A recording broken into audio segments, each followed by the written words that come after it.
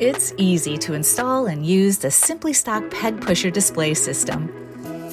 Starting at the lowest level on the pegboard or slat wall, use the swift hook bracket to attach the pusher tray.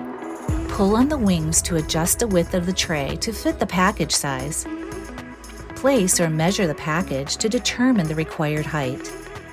Attach the next SimpliStock Peg tray and repeat the process until the display space has been filled.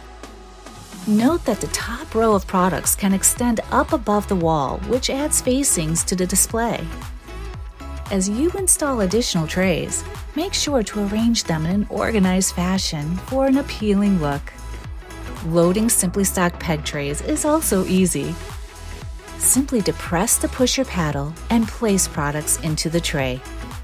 To restock, push the first package back and insert packages to fill the row. SimpliStock Peg makes quick work of managing the candy and snacks your customers crave.